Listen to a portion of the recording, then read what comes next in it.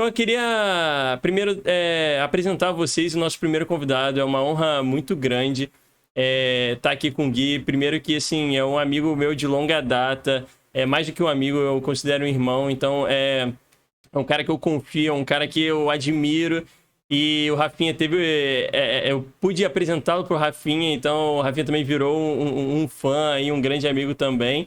E como ele mesmo se autodenomina um fã da MPB, eu diria mais, eu diria que é um fã do Brasil, fã da cultura brasileira, doutorando em História na UFRJ, mestre em Ciências Sociais na PUC, não, me corrija se eu estiver errado, Gui, e é com muito prazer que eu apresento o Gui, dê suas palavras aí pra galera. Seja bem-vindo, irmão, muito obrigado. Então, mais uma vez, boa noite agora a todo mundo. Me sinto honrado por ter sido o primeiro convidado dessa nova experiência e eu espero que seja um papo bacana para todo mundo, para nós três, claro, e para todo mundo que for assistir, que puder aprender, dar o feedback, que é sempre muito importante, né? Então, espero que seja um papo muito gratificante. Lembrando, pessoal, que, assim, quem tiver alguma pergunta durante o papo, a gente vai conversando aqui, manda sua pergunta no chat. Tem a nossa moderadora, a No. Ela vai estar, a Noelle, ela vai estar pegando as perguntas, separando para no finalzinho da conversa, a gente passa para o Gui, para ele responder e tudo mais. Então fiquem à vontade para comentar, para mandar pergunta aqui no chat, o chat é de vocês, tá bom? E Rafinha, mais alguma coisinha, mais algum recado? Só agradecer, né, mais uma vez a participação do Gui, a paciência com os nossos probleminhas técnicos e agradecer também aos 7 milhões aqui que nos acompanham, que mais uma vez pararam um pouquinho o sábado para viver a gente. Viver o Gui, né? Que o Igor já descreveu muito bem, eu já falei, eu sou fãzão, não só do conhecimento técnico dele, mas eu gosto muito de lembrar também do didatismo dele, que é a parte que eu gosto muito, que consegue mastigar umas coisas mais complexas pra gente que não tem tanto conhecimento no que ele estudou. Eu tava falando com o Rafa agora há pouco, né? Ainda dizem que derivada, integral, que é difícil. Pelo amor de Deus. Eu, como de exatas aqui, eu falo que eu admiro muito vocês, porque para entender esse país, a política desse país aqui, tem que ser muito inteligente mesmo, não é brincadeira não. Muito. Então, irmão, então vamos começar nosso papo aqui. Como a gente falou, a gente não tem muita pauta, a gente vai seguindo no flow do que a gente acha que tiver bacana. Eu te conheço bastante, mas eu tenho bastante curiosidade que eu vou soltar aqui também.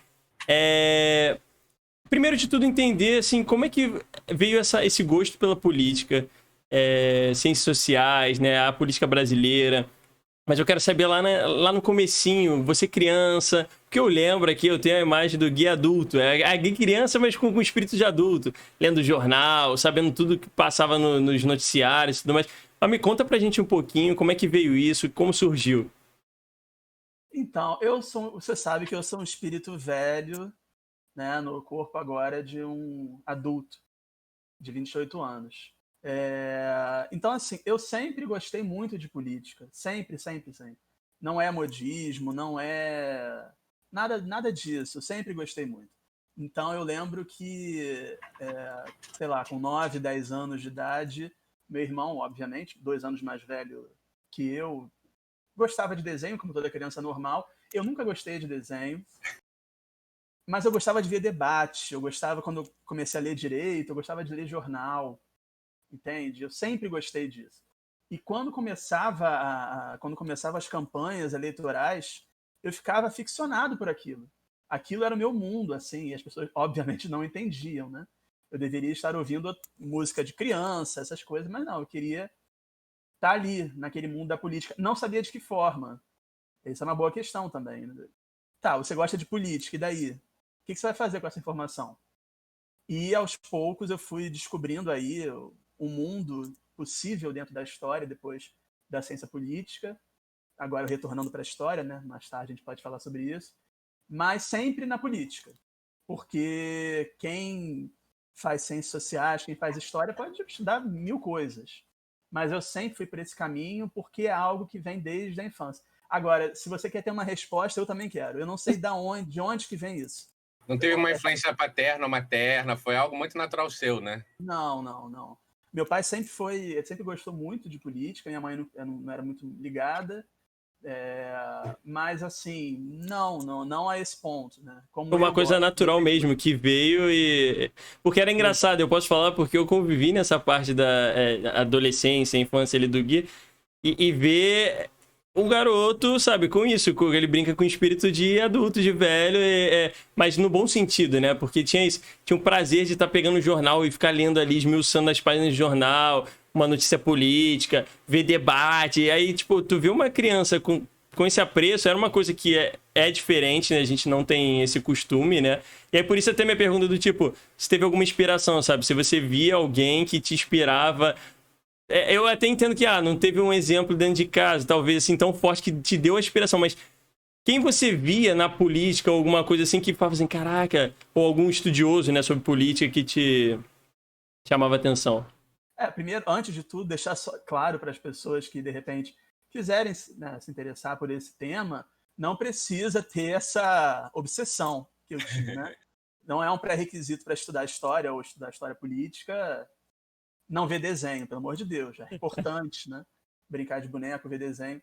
Isso foi uma coisa natural mesmo. Agora, de inspiração, eu posso te dizer assim, na infância não lembro direito.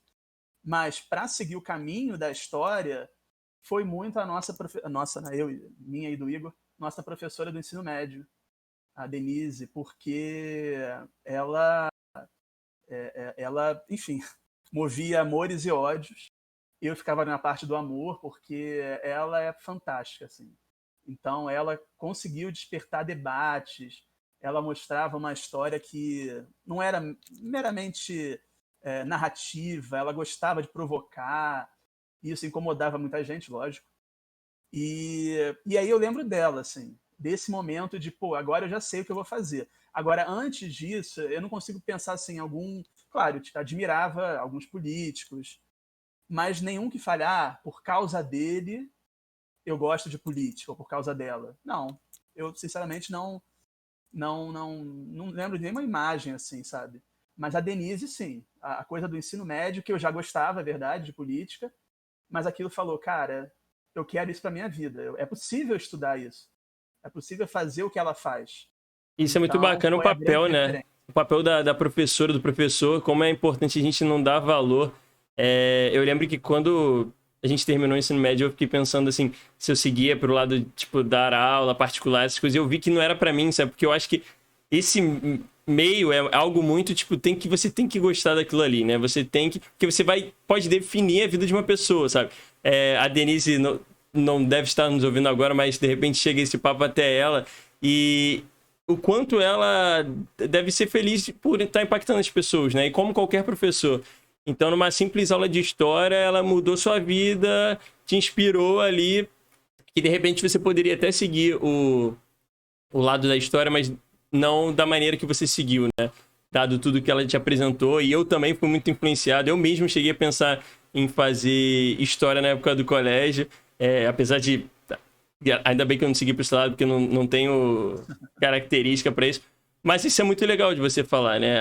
A importância que ela teve nesse teu desenvolvimento aí, né?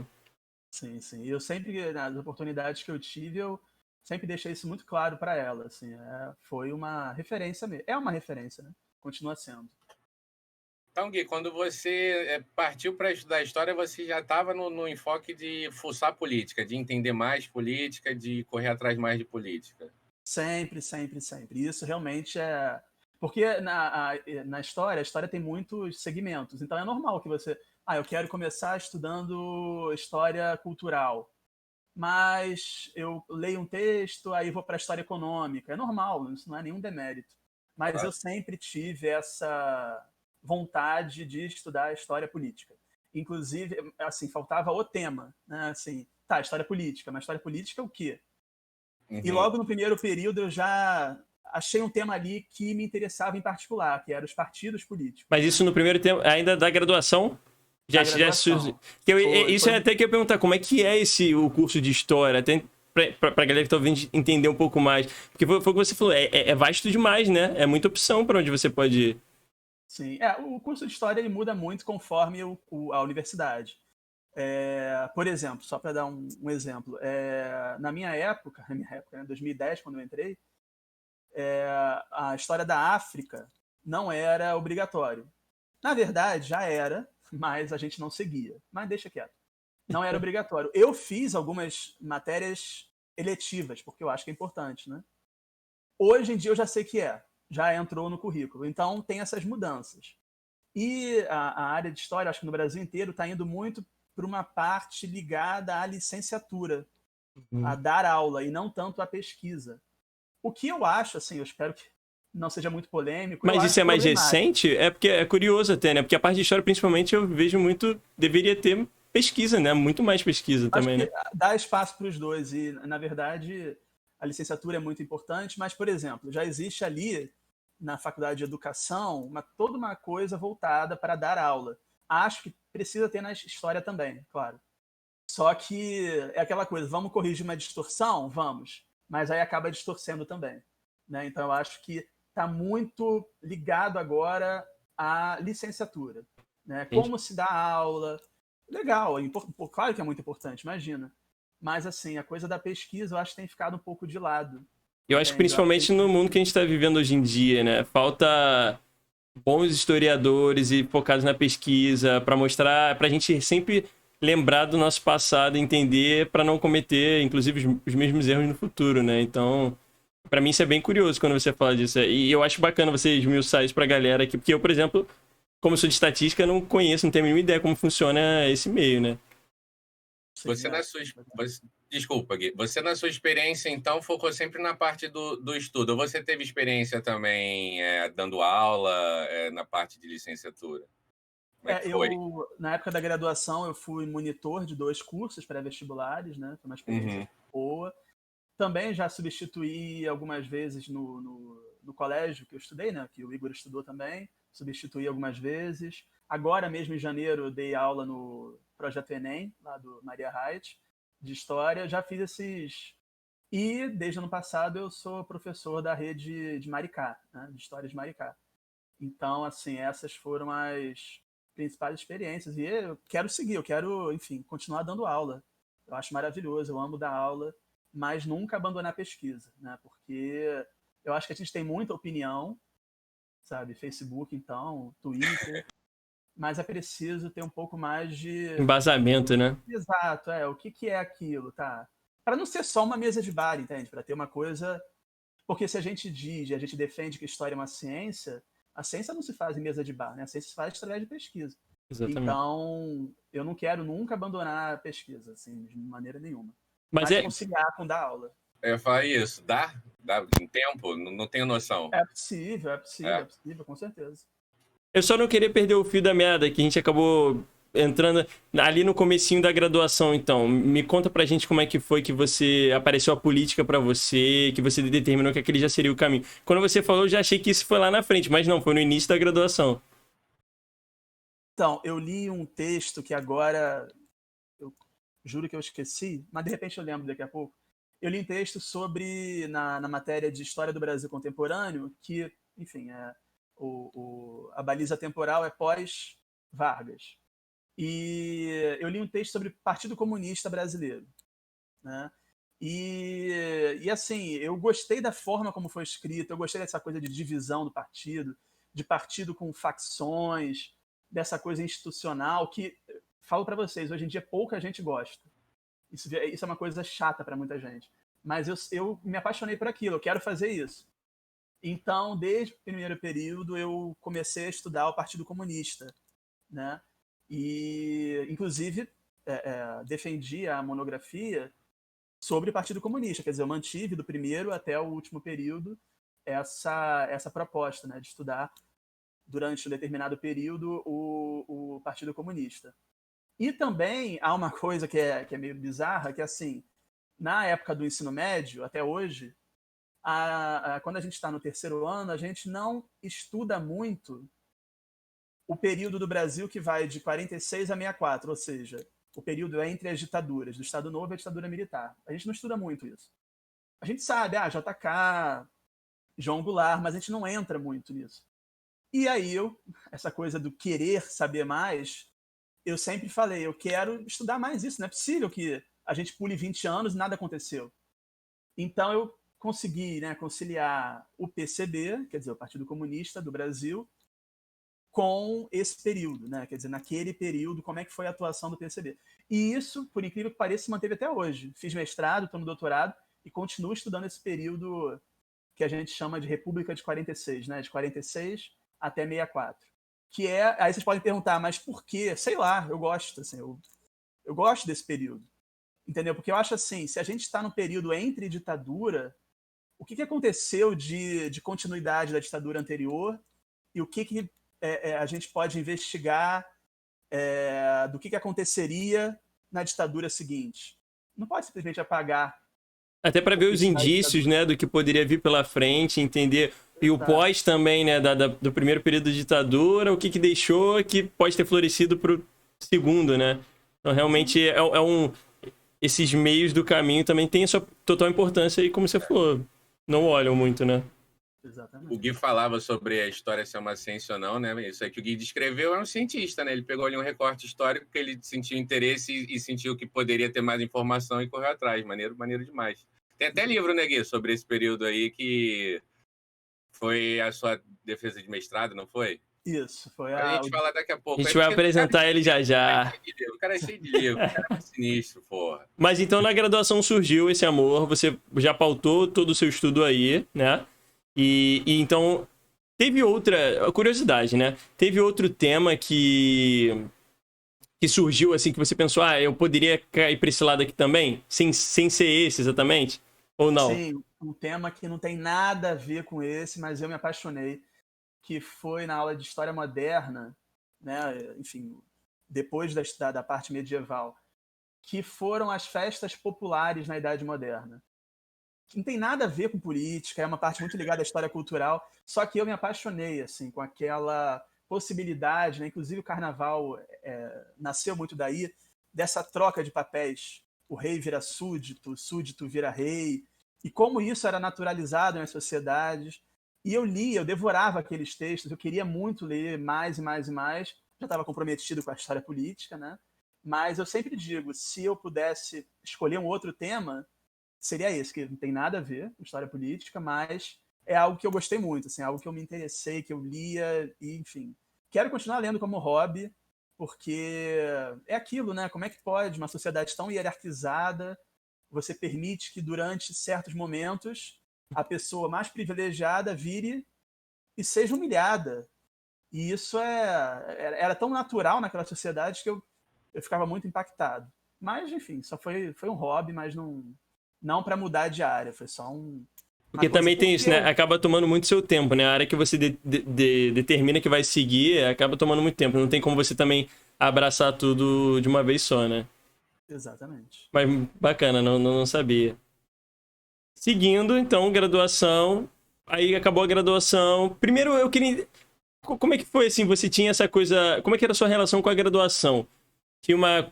Você gostava da maneira que a coisa acontecia? Ou seja, como era a sua relação com os professores, né? Porque, tipo, eu tenho minha experiência na minha graduação de estatística, o Rafinha tem a dele também. Então, não sei se é a mesma forma, sabe? Era uma coisa, tipo, era muito leve pra você, ou não? Tinha uma sensação, às vezes, muito pesada, queria logo passar aquilo já pra fazer projetos futuros. Como é que era essa relação? Olha, eu gostei muito da minha graduação. Eu gostei muito. Eu lembro que, assim, a maioria dos alunos, eles procuram os professores, assim, aqueles que não cobram tanto, até por uma questão pragmática, né? Eu preciso passar, enfim, eu tenho outras coisas para fazer, eu entendo. Mas eu gostava dos carrascos, eu gostava daqueles que botavam muito texto, porque foram os que eu mais aprendi. Mas você não vai ser assim não, né, com seus alunos.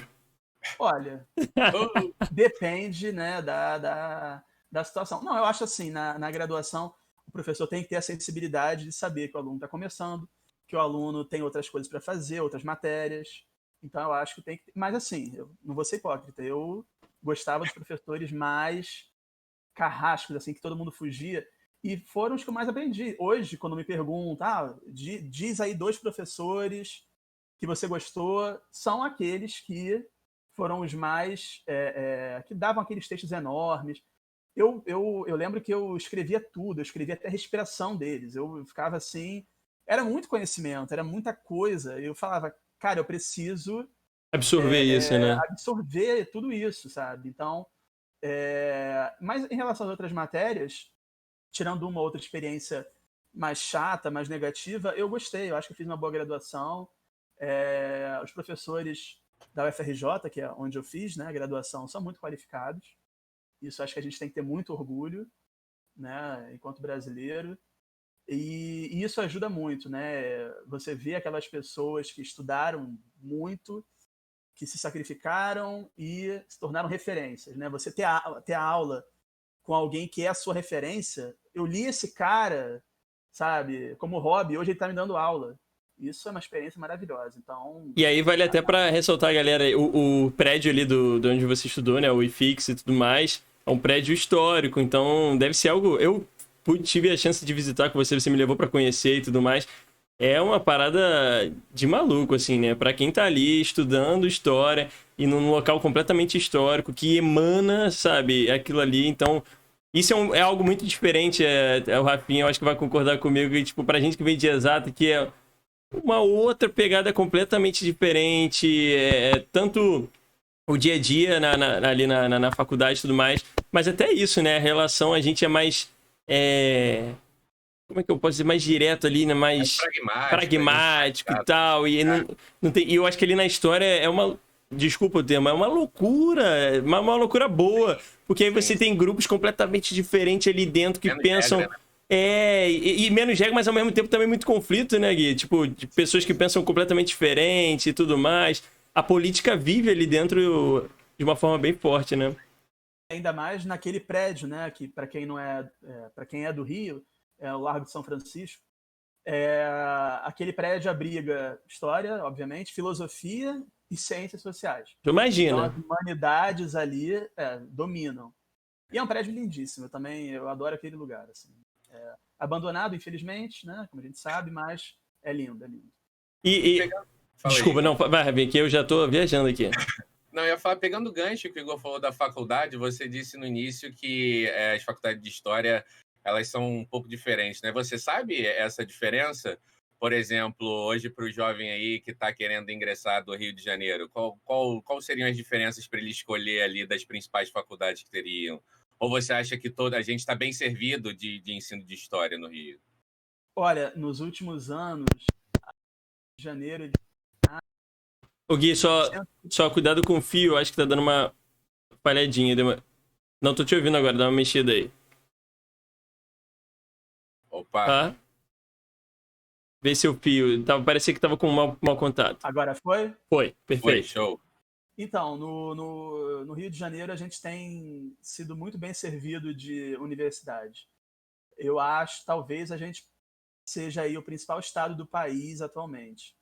Porque a UF sempre foi a melhor da América Latina e continua sendo. É uma universidade, em relação à história, de excelência. O FRJ, excelência também. Por exemplo, a Rural, né, que até alguns anos atrás ninguém dava bola, ela tem crescido muito. Ela, na última avaliação, ela subiu muito para pós, para graduação. Você vê o corpo docente, você fica assim, cara, são as pessoas que a gente leu durante a graduação, estão ali na Rural, que bom, né? Para a gente poder expandir também. Sim. Mas em relação ao currículo, eu acho assim, não tem muitas grandes diferenças em relação ao currículo. Talvez algumas deem mais importância para a história da África, por exemplo. Algumas deem mais importância para a história ligada ao marxismo. Mas, assim, não há grandes diferenças. Eu não consigo ver grandes diferenças nas federais, pelo menos, no ensino de história. Entende? Eu acho que é um padrão que é um padrão bom, né? A gente não tem o que reclamar. São pessoas qualificadas e fora aí algumas diferenças, né, de currículo, mas estamos muito bem servidos, Brasil inteiro, eu diria. Poxa, que legal. Não tinha essa percepção, não tinha esse conhecimento. Legal. Fala aí, Gão, que eu tinha te cortado. Aqui, a gente teve uma transmissão de pensamento aqui sem querer, porque eu ia perguntar exatamente isso. Antes da gente passar para o mestrado, para ver as diferenças entre as faculdades de graduação, né? Mas aí tá todo mundo ouvindo o Gui legal aí? A nossa voz aqui também tá ok? Que a Noelle tá fazendo aqui o nosso papel de moderador e controlando para ver se tá tudo bem do som. Se tiver qualquer problema, bota aí no chat que a gente tenta corrigir aqui, beleza? Então, show. Indo, E aí, beleza, aí surgiu o mestrado. Conta pra gente também como é que é esse passo da graduação pro mestrado, a gente não fez aqui. Então, como é que você escolheu para onde você iria? Como é que faz isso? É algum professor que te procura? Como é que é isso? Isso muda muito conforme a área. Eu, enfim, tenho amigos da pós de exatas, por exemplo, eu já ouvi coisas que tem nada a ver com história. Isso é bacana também. Então, primeiro, antes de falar isso, aproveitar a oportunidade para dizer para as pessoas que sair da graduação e ir para pós, né, para o mestrado, ou sei lá, qualquer outro tipo, não precisa ser algo natural, porque hoje as pessoas colocam isso como se fosse, depois da graduação eu faço mestrado. Obrigatório, né? Não necessariamente. Você tem que saber qual é o meu perfil, eu quero mesmo fazer isso? Porque às vezes uma especialização vai te trazer muito mais felicidade, ou fazer nada também, né? Então, eu acho importante a gente colocar isso porque eu vejo pessoas extremamente infelizes no mestrado porque foram levadas por aquele caminho, e o mestrado não é fácil, como vocês sabem, e elas são levadas para aquilo por uma questão de status ou uma questão de pressão familiar, e acabam, obviamente, ou desistindo ou entrando em processos de depressão muito grandes, porque não era isso. Elas sabiam que não era aquilo e mesmo assim elas foram. Então é importante dizer para as pessoas que não é um processo assim automático, não precisa ser. Mas realmente eu sempre quis pesquisar, eu sempre tive na cabeça que eu iria fazer o mestrado, e na área de história você prepara um projeto que tem um número X de linhas, enfim, de especificações, tem que ter objetivo, hipótese, tem que ter referências teóricas, fontes, né? Na área de história tem que dizer como você vai trabalhar com as fontes, e depois disso você submete ao programa. E aí o programa avalia se você é apto ou não, se aquele projeto cabe ou não, e normalmente tem prova, né? Eu acho que talvez todos hoje em dia tenham prova. É a prova e o projeto, e depois a entrevista. Creio que existem alguns lugares que você procure o professor antes. Não foi o meu caso, e as faculdades que eu conheço não são assim. Você manda o projeto para a banca, e a banca avalia se cabe ou não cabe. Mas, como eu falei, acredito que existam algumas universidades que você precise antes procurar o professor, né? Mas, no meu caso, não foi assim. Eu fiz a prova, eu apresentei o projeto, participei da entrevista, e, enfim, é assim o processo. Pelo menos comigo foi assim. E como foi chegando no mestrado? Qual foi o tema que você propôs, né? Qual foi a tese, né, que você propôs? Como é que foi? Conta pra gente um pouquinho. Então, o que acontece? Eu sabia que eu queria continuar naquele período que eu falei para vocês, né? 46 a 64.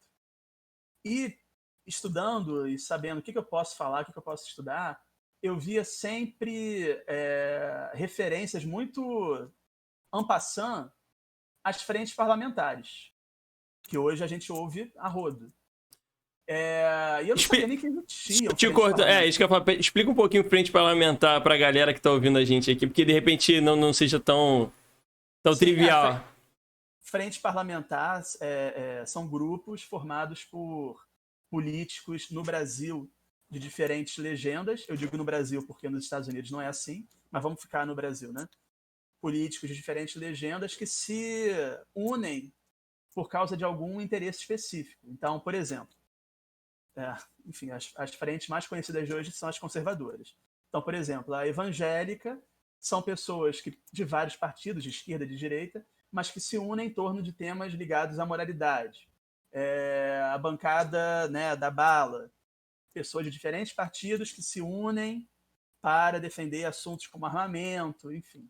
Às vezes são de partidos diferentes. Exemplo, a evangélica.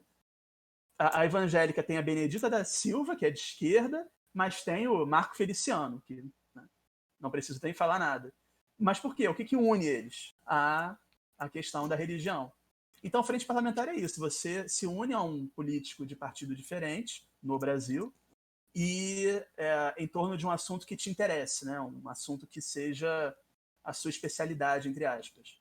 Então, eu via essas referências, Frente Parlamentar Nacionalista, Ação Democrática Parlamentar, e aí os autores passavam para o próximo tema, né? Não dava muita atenção. Eu falei, mas o que é isso, né? Aqui, eu nunca soube que havia frentes parlamentares, para mim era sempre, enfim, um fenômeno contemporâneo, anos 60. E aí eu comecei a investigar, fui procurar as fontes do Congresso, as referências começavam a aumentar, e aquilo começou a me incomodar, porque, poxa, a bibliografia quase não tratou sobre isso. Mas os deputados falavam o tempo todo nelas. Orgulho de pertencer. E aí, como é que fica isso? Então, eu procurei uma das principais referências do Rio de Janeiro em termos de partidos políticos, política, que é a Maria Celina de Araújo, e ela estava na PUC, e por causa dela eu submeti o projeto à PUC, inclusive fora da minha área inicial, que era história, né? Eu apresentei em ciências sociais. E ela gostou muito da ideia e começamos a trabalhar juntos nesse tema das frentes parlamentares. Entendeu? Legal, cara. É uma coisa mega atual, mas que já está há muito tempo. Fala, Pinho. Sentiu muita diferença, Gui, da PUC para a FRJ? Digo, de infraestrutura mesmo? Total. Muito melhor?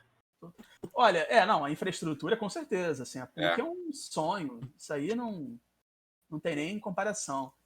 Mas em relação, por exemplo, às aulas, né, aos professores... Como docente, eu imagino que os dois sejam incríveis. Equivalentes, né? Exatamente.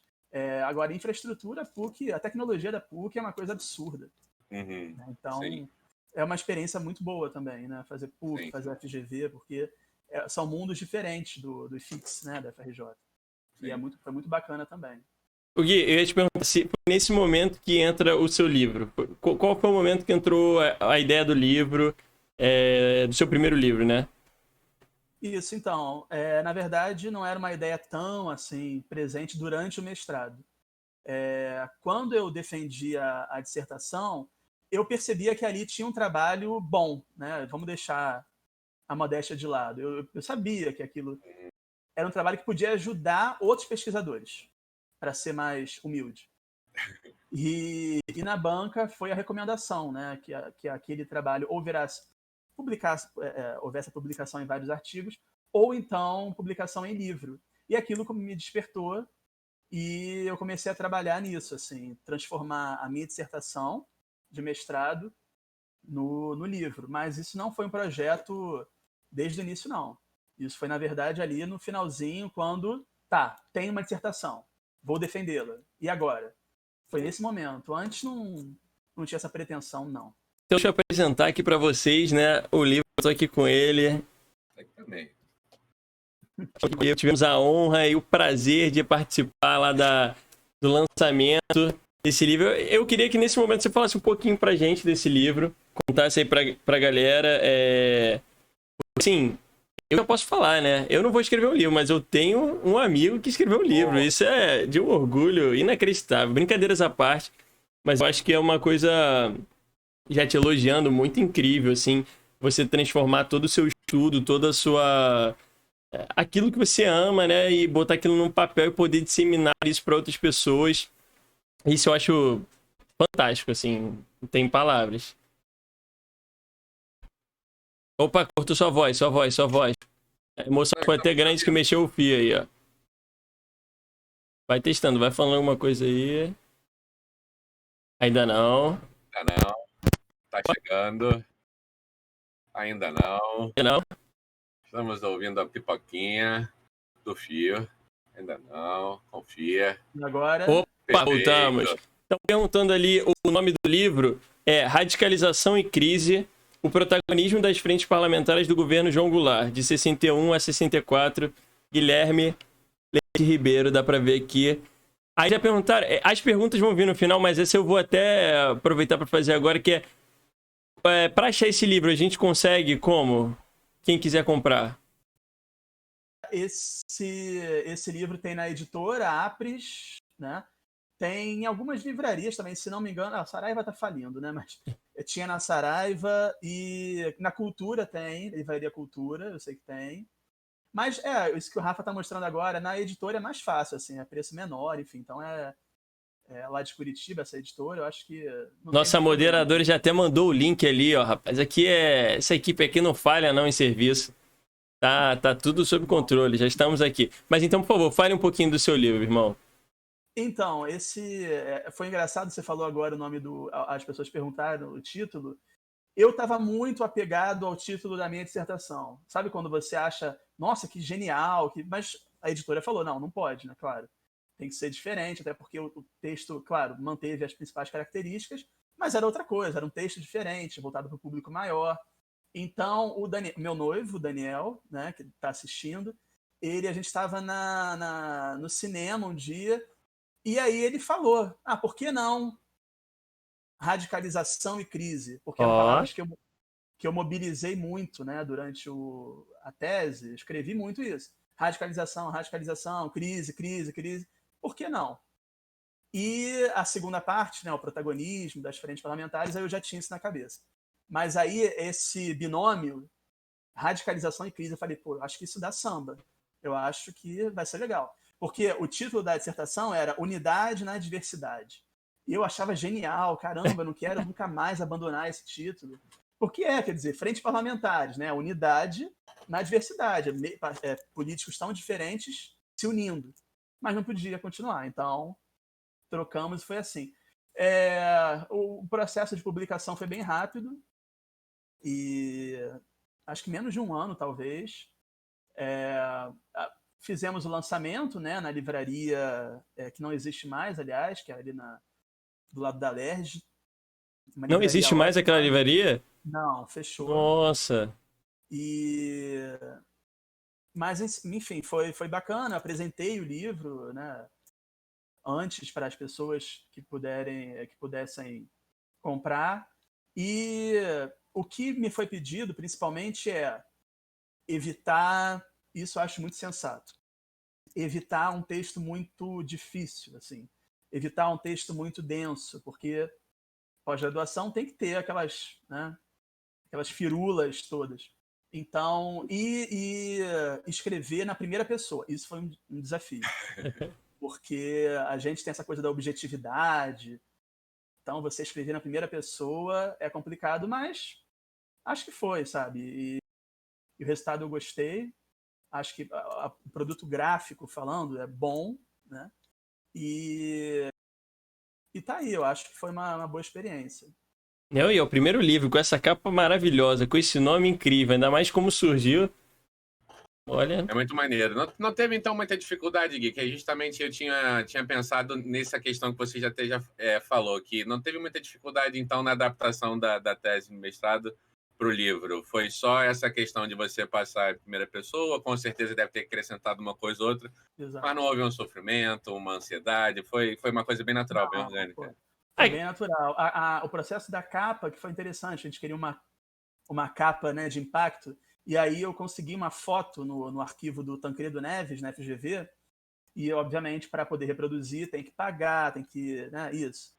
E aí essa foto quer dizer que é no dia do golpe, né, e as pessoas ali claramente nervosas, né, e oposição, situação, e eu falei, nossa, tem que ser isso, assim.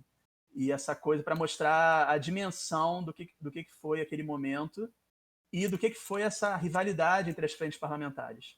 Então eu falei, não, é essa foto, a FGV liberou e foi maravilhoso.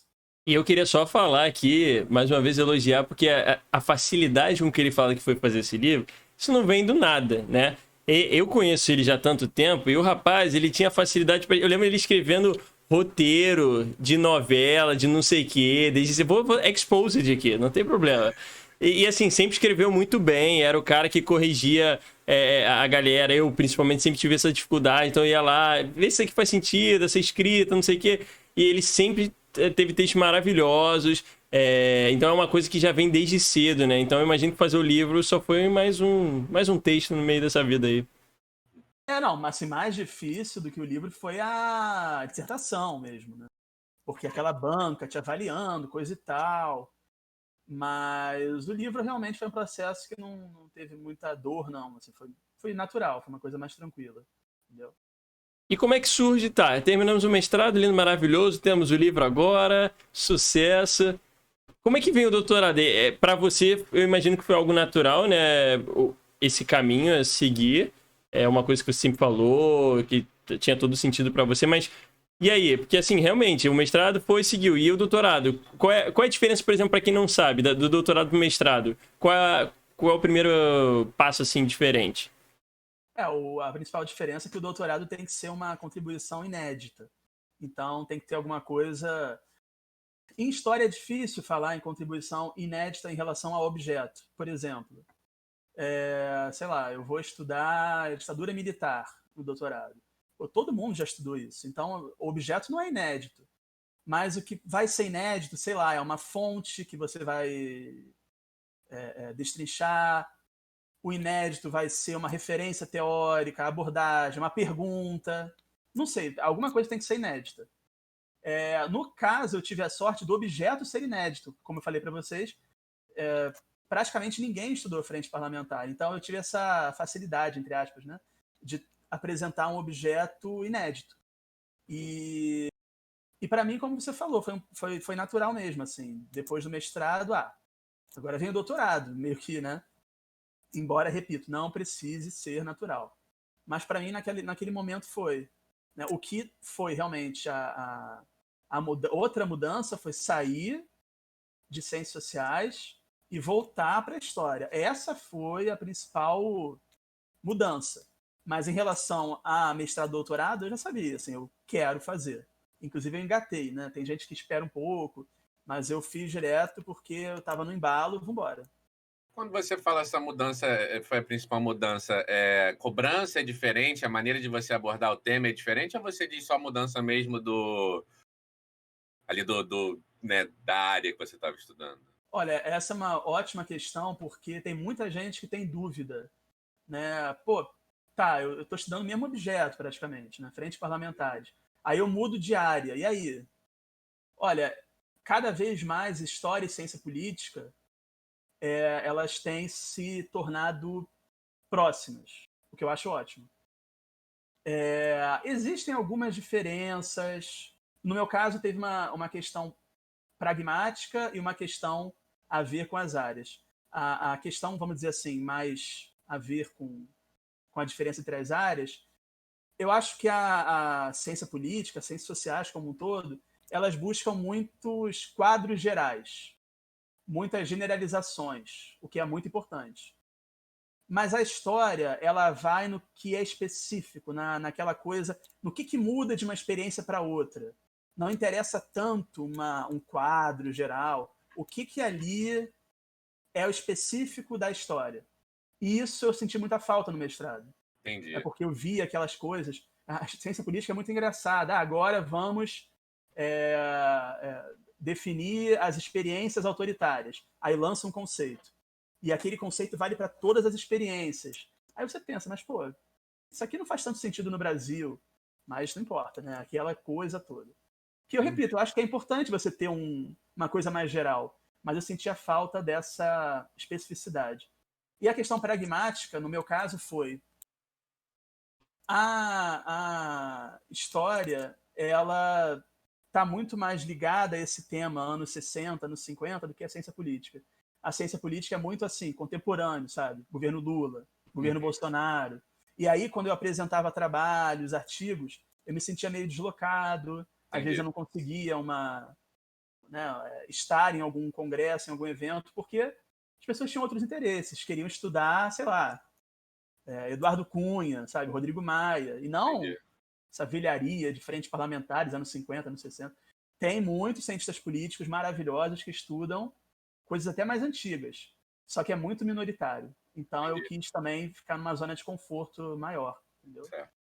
E até, né, você falando dessa velharia, dessa galera, eu lembro de alguns casos que você me contou, quando você estava fazendo todo o seu estudo, né, mestrado, doutorado e tudo mais, até pro livro, conta um caso curioso de pessoas que você teve que correr atrás, achar alguém daquele tempo que ainda estava vivo, porque lembra que a gente já passou quanto tempo, né, até hoje. Então, assim, pegar pessoas que estavam exatamente naquele momento para passar a experiência, só de pensar nisso eu acho bizarríssimo de foda, assim, porque você realmente tá com alguém que viveu a história, né, que você tá contando. Então, conta um caso aí pra gente, se tiver tranquilo para falar. Sim, eu.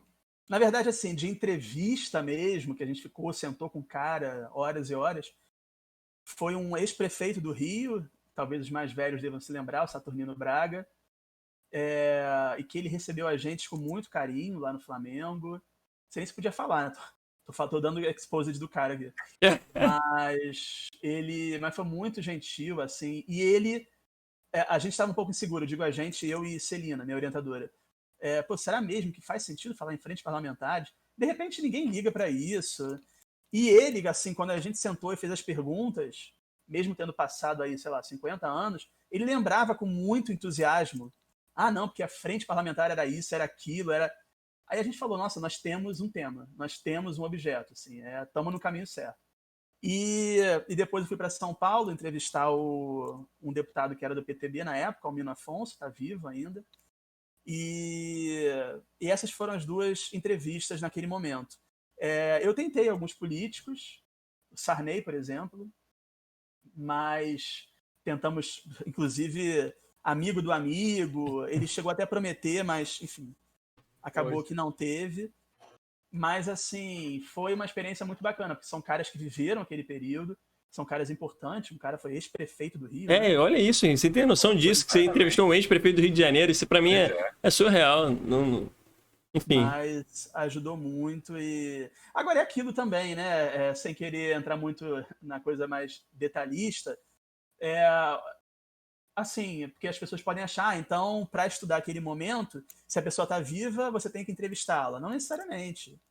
Porque as fontes orais, né?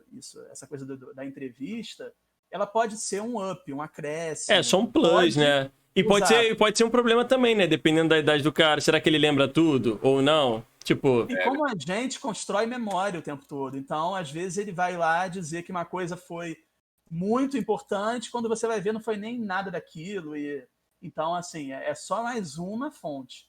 Mas foi, assim, no meu caso, foi enriquecedor. Foi muito bom ter feito e contribuiu para o livro também. Bacana, muito bacana. Então aí o doutorado você ainda tá fazendo, né? Isso, eu devo terminar agora em abril. Já acabei a escrita, na verdade, mas agora tem todos os trâmites de banca, escolha de banca, última revisão, folha de rosto, esse tipo de coisa. Mas, se tudo der certo, acho que abril, sei lá, primeira quinzena de abril, no mais tardar, segunda quinzena, eu consigo defender a tese. Eu já vou perguntar aí, quais são os seus próximos passos? Claro.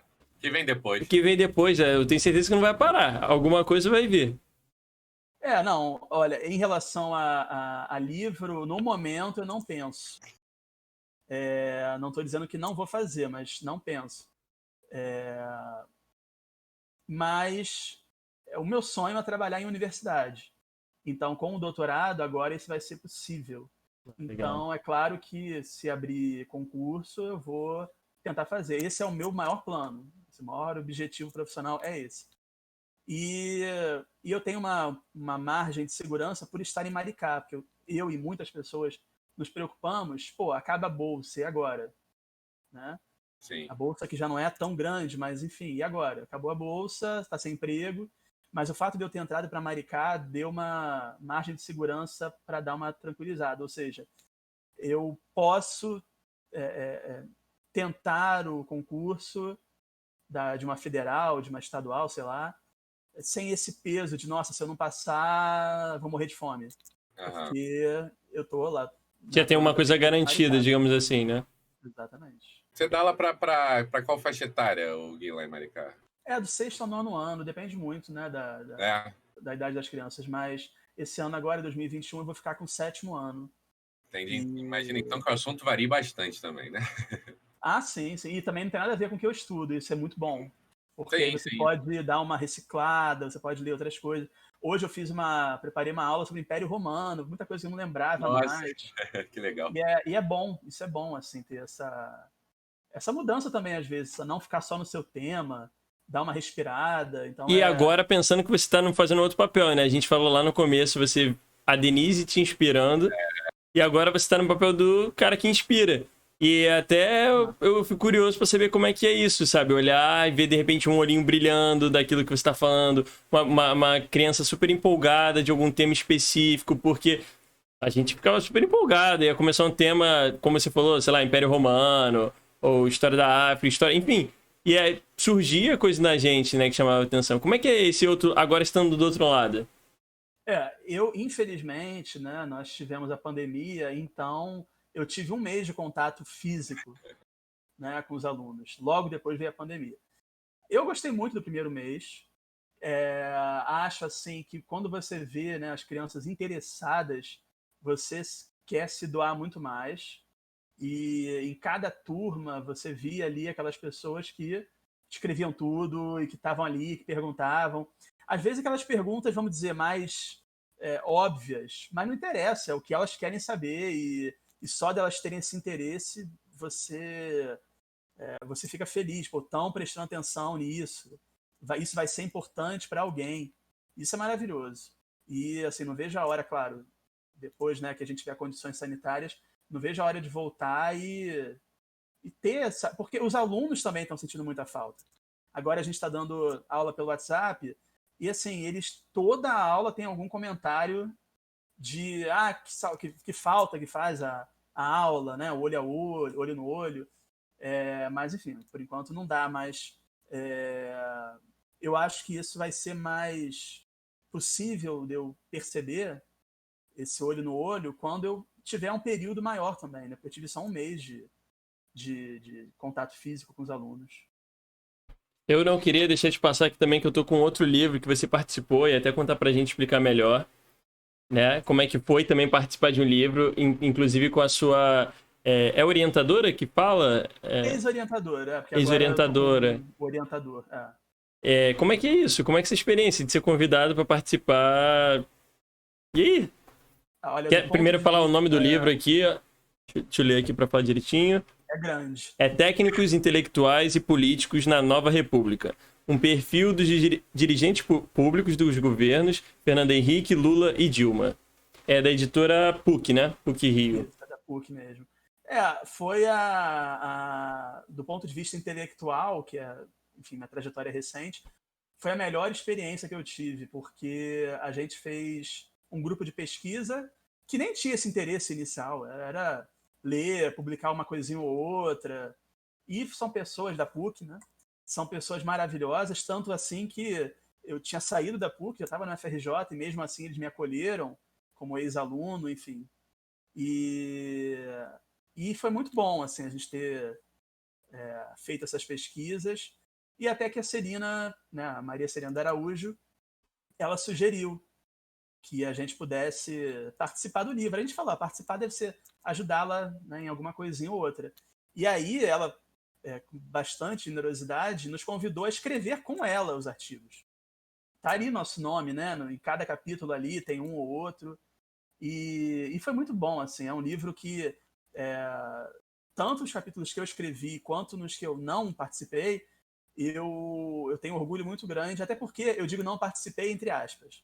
Porque, na verdade, todos nós lemos tudo de todos. Foi uma equipe mesmo unida. E assim, tem um capítulo aí, se não me engano, 3, que foi assim uma das melhores coisas que eu já escrevi na vida, que eu até hoje falo para as pessoas que daqui a 20 anos, me fala uma coisa que você tenha feito intelectualmente que você tem orgulho. Eu vou falar, é o capítulo 3 sobre ciências sociais. Porque ali a gente conseguiu, não vou dar spoiler para quem quiser ler, mas ali a Inclusive já gente tá aqui, ó, a conseguiu... nossa moderadora já botou ali no chat. A Noelle é ótima, né? É. A gente conseguiu provar, assim, é óbvio que para a gente, internamente, nós sabemos que as ciências sociais são importantes. Mas a gente sabe também que o senso comum não acha, sejamos sinceros. E a gente tem um ponto ali, que eu não vou entrar muito em detalhes, mas que a gente conseguiu mostrar com base em dados sólidos que o governo precisava de cientistas sociais. Esses 3, FHC, Lula principalmente, Dilma. Né? A gente conseguiu achar um número enorme de cientistas sociais fazendo política e tentamos explicar o porquê disso, mas aí não vou entrar muito em detalhes. Só que assim, eu acho que é de uma utilidade social muito grande, para que a gente pare de falar menos bobagem, tem que acabar com ciências sociais, serve para nada. E assim, vamos ler, vamos estudar, será que não mesmo? Então, foi um capítulo que a gente adorou fazer. De bola. Voltando um pouco na cronologia da sua história e pegando esse gancho que você falou, cara, sou um moleque de 18 anos e eu quero fazer vestibular.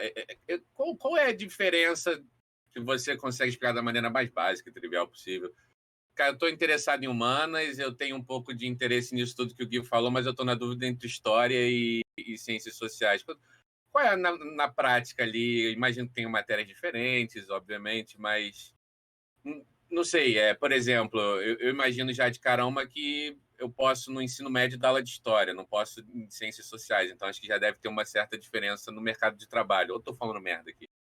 Não, na verdade, hoje em dia, existe a licenciatura em ciências sociais e, por exemplo, o Estado, ele tem isso no currículo. Eu não sabia. Que legal. Eu achava que só poderia ser professor de ciências sociais a nível de faculdade.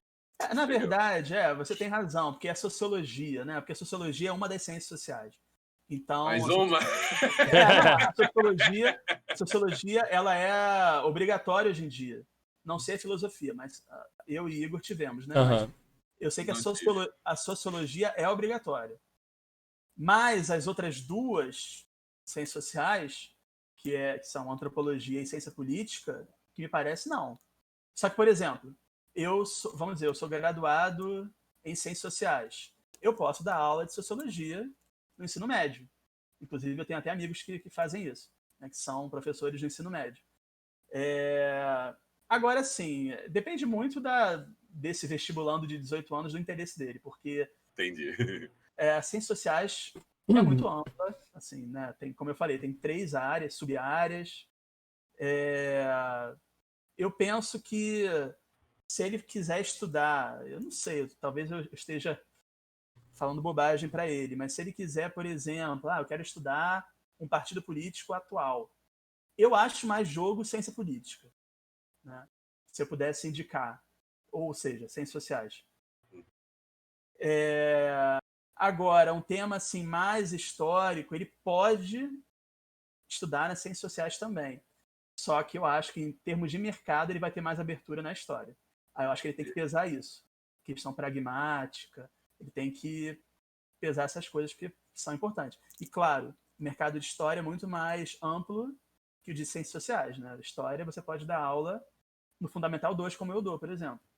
Ciências sociais é mais fechadinho. Entendi. Mas para o ensino médio, né, que tem sociologia e tudo mais. Exatamente. Realmente reduz. Olha, a gente tá já bastante perguntas já.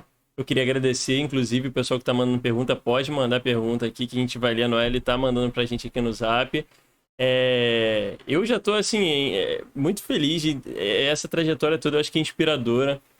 A gente aqui no Cabeça Ativa tem essa ideia de passar, entender a vida das pessoas e vinculado a isso ao que elas fazem, né? E trazer um pouco do trabalho delas ou do que elas fazem e tudo mais, para poder inspirar outras pessoas e ver que o mundo é muito maior do que a gente vive, né?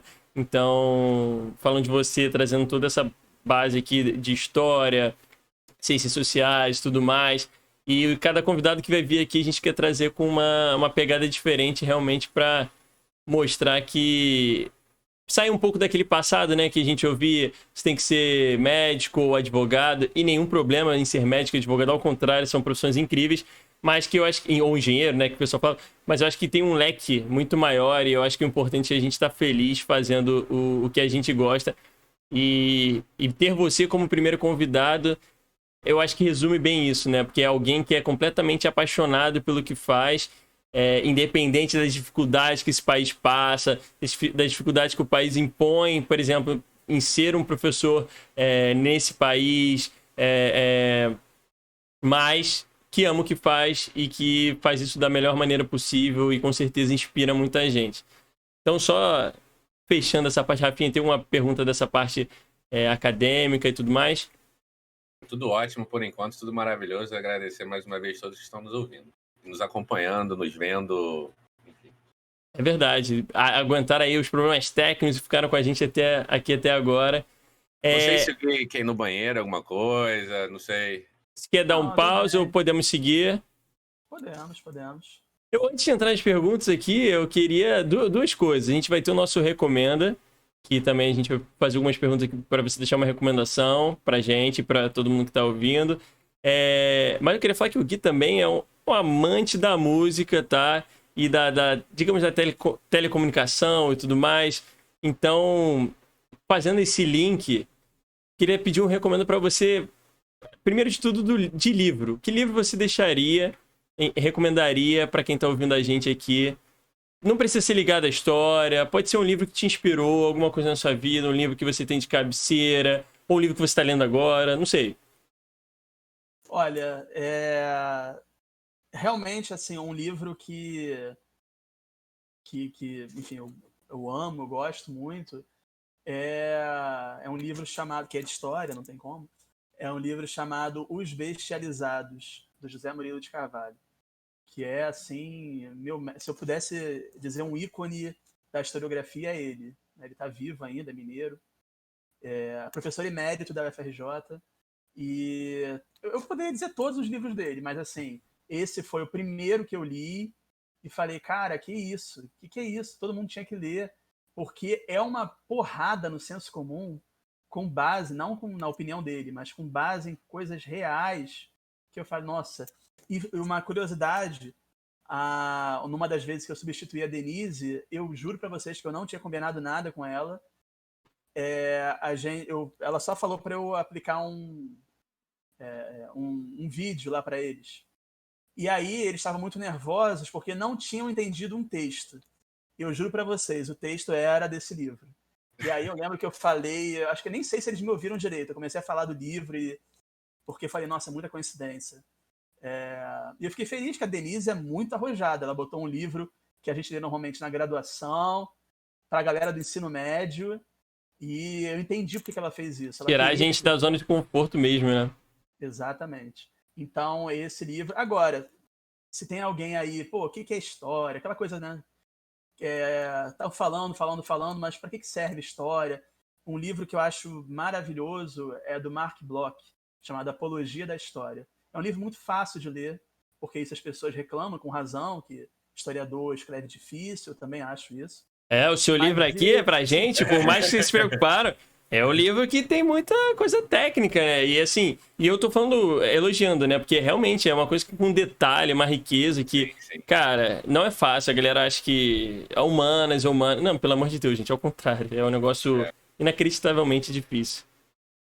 Mas o Mark Bloch, ele teve problemas pessoais, né? Morreu na guerra, e ele foi um grande historiador, mas, assim, nesse livro ele meio que se liberou. Então ele escreveu coisas que ele queria sobre história e acabou fazendo uma obra-prima. Esse livro é muito interessante porque ele não terminou, ele morreu antes, então é um livro sem final, mas é um livro, assim, maravilhoso, maravilhoso. Ele começa... não vou dar muitos detalhes, vai que as pessoas queiram ler, né? Mas ele começa com um diálogo, uma pergunta que o neto dele fez para ele sobre história.